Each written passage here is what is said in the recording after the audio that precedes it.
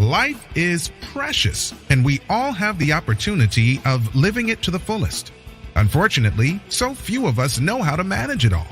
How do we account for our opportunities? How do we account for our time? How do we account for our relationships, health, spirituality, homes, finances, influence, and careers? How do we account for the one life we have to live? I am so glad you asked. In this program, you will find answers to all of these questions and more. Welcome to the Account for Your Life podcast with your host, the healthy accountant himself, Jay Moore. What's going on, everybody? I want to welcome you back to another episode of the Account for Life podcast. Today, here's what we're talking about, or it's more of a statement. The story's going to end whether we like it or not. And what am I talking about? Well, just kind of give you some context here. Listen to a song. It's called Let Go and Let God, and has some very profound words in it. But if you just think about this title, Let Go and Let God, just means that the story is going to end whether we like it or not. As soon as we stop worrying, as soon as we stop wondering, as soon as we stop focusing on the stuff that we can't control and let go and let God, it doesn't matter what's going to happen. It doesn't matter the story. And so let's talk about this today when it comes to letting go and let God, because last night something interesting happened. And I didn't talk much about it because it really wasn't much to talk about, but it was just something in my spirit. There's a lot of things going on in the world, good and bad. However, the bad, the most egregious things tend to be at the forefront. They tend to be in front of everybody. They tend to be on the news. They're in the media. All of the bad stuff tend to keep coming up. And I heard something last night that just bothered me. It bothered me about something that someone wants to do, and what their motives are, and and it really bothered me. And it was just like, really? Like, why would a person want to hurt another person? Why is that even, why does that have to happen? But this morning, as I was thinking about this, letting go, letting God, the story's going to end. My story's going to end, whether I like it or not. Just over the past few weeks, there's been a swirling amount of deaths, and you may be experiencing. Yesterday, we had gone all week, without hearing about somebody that we knew, and lo and behold, yesterday evening, Jenny comes to me and tell me somebody that we've worked with one of our clients passed away yesterday, and it's like, wow, got a funeral to go to tomorrow, and it's just like, wow. Stories ending all over the place. So many people leaving this life. But here's the thing. The one thing that we talked about yesterday, me and Jenny, I was just like, it's interesting. What if we had a new meaning? What if you and I created a different meaning for death? What if we actually just said, you know what? I don't know. It doesn't have to be politically correct. Here's what I'm just going to believe, that on the other side of death, there's beautiful life. I'm going to believe that there's eternal life on the other side of death. Whether someone is on this side wondering when it's going to happen, or whether someone passes away and steps into it. I'm just going to believe that when my loved ones, when my friends go away, I'm just believing in a better place. Yeah, I know their body. I know that body that they was in is done. Now, here's the thing about the body. We are not our body. Our body is merely a vessel. That's all it is. You are inside your body. It's kind of like, when we get in the car, we're not a car. A car is not us, but we get in and we drive it and we get out. The car can only operate when someone's in the car. What you think about this? The car can only operate when someone's in it. Just like your body can only operate when someone is in the body. So when someone's story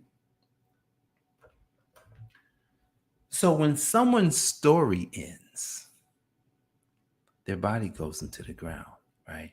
It does. But My thing is, you know what? I don't have to believe that, there's something so bad that happens at the end of that, because you know what? At the end of the story's going to end no matter what, whether we like it or not. Now, when I was thinking about this morning, letting go and letting God, and I was remembering a chapter in a book that Bob Proctor wrote, and the book was called "You Were Born Rich."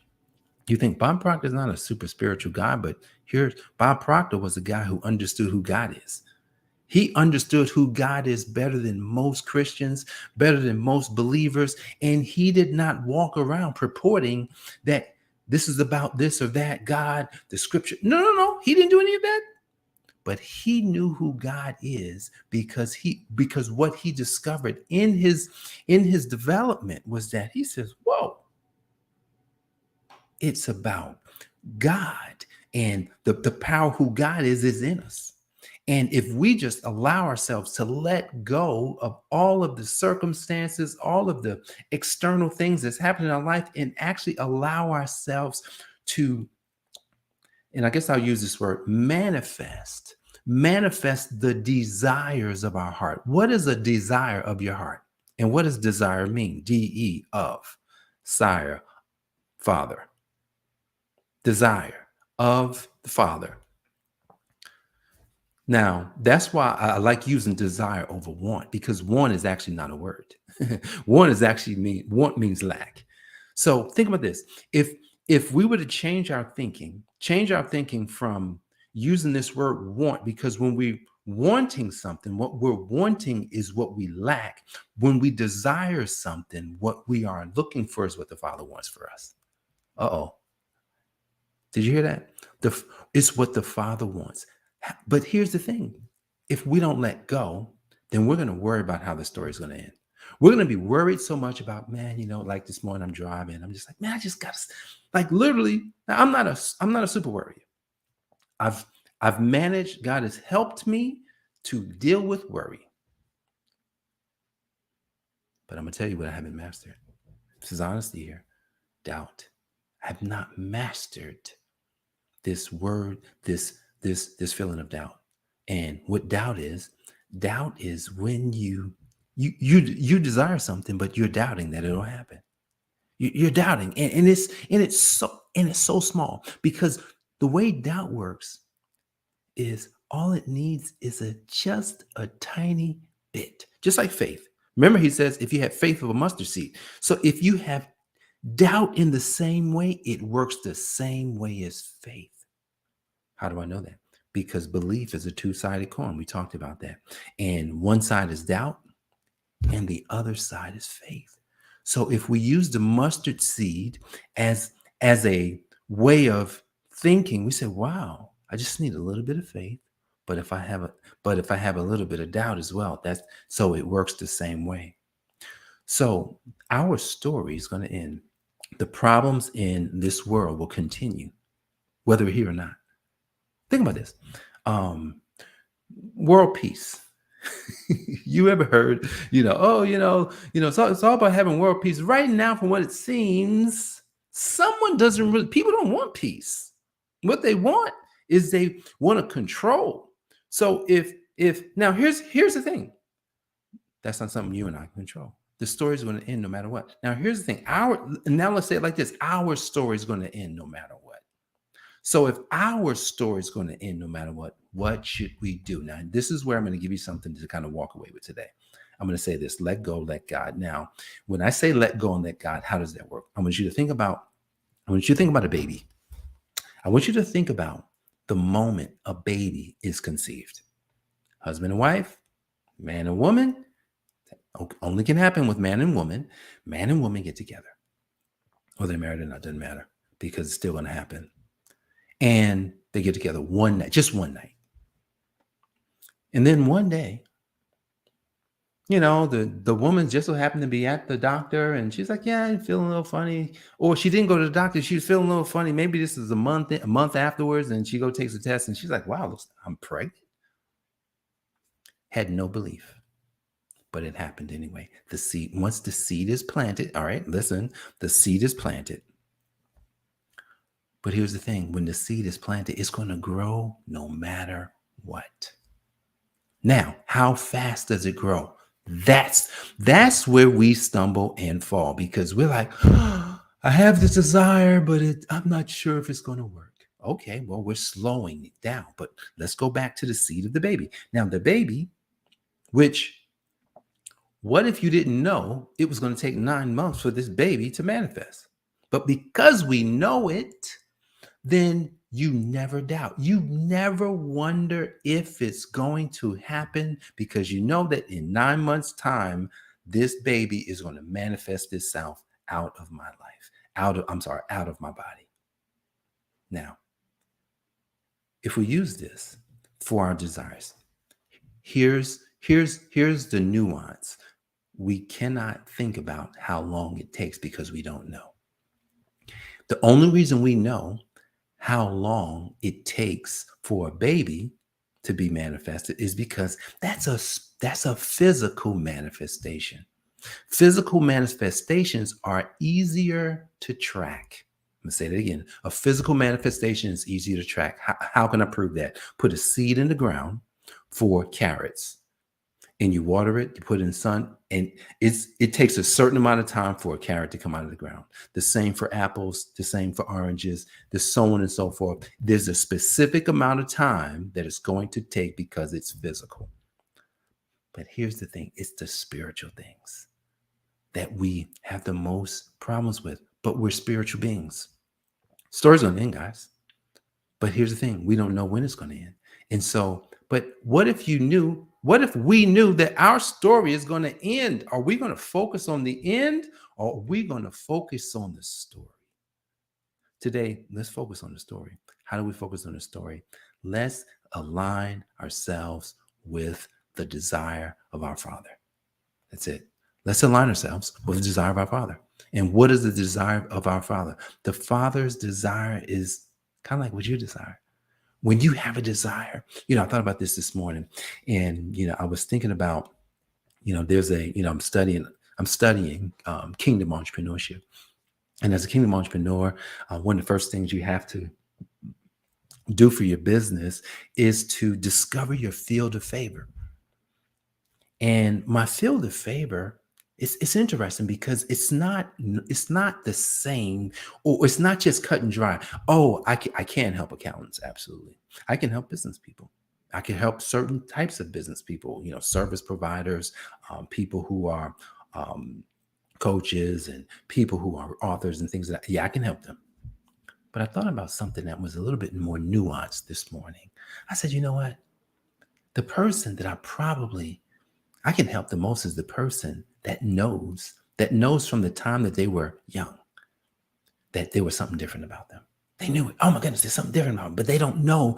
They don't know how to manifest it.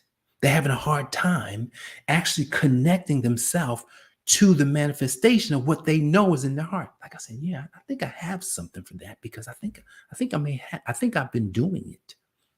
Then I said, okay, well, what else? I said, man, well, they know that there's something in there. Then I thought about something. I says, man, that person is probably someone who, someone's like they have music coming from within them. Now, I'm not a musical. I'm not really into music, but there was music planted in me. And when I say there was music planted in me, from when I was a kid, my grandma, Mary Anderson, she wanted all the grandkids to play instruments and to sing and all that stuff. And it was just so beautiful, but no one wanted to do it. But for some reason, music is one of those things for me that literally can turn me, can help me to almost like get clarity. I said, man, but there's something to that I could probably help people with. But here's the thing. As we close, the story's going to end. Would you rather live the story that is your dreams, or live the story that is your nightmare? I know, right? You're like, well, of course I want to live my dreams. Well, if you want to live your dreams, then what you do is you let go, you let God, and you allow your desires to align with the Father who created you. And as you align with the Father who created you, letting go of the fact that you have absolutely no control over spiritual things, and allow the one who is all spirit to develop you and to develop the manifestation that he always knew you would be. So the story is going to end, guys. Whether we like it or not, we might as well let go, let God, and allow him to direct us down the path. So guys, I hope you got value from this program today. My name is Jay Moore, the Healthy Accountant, helping you to account for your life. God bless. I'll see you on the next episode. Peace. Thanks for joining us, listening friends. We are so glad you invested this time with us.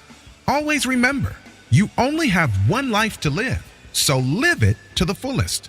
This has been the Account for Your Life podcast with your host, the healthy accountant himself, Jay Moore. Until next time, make it a great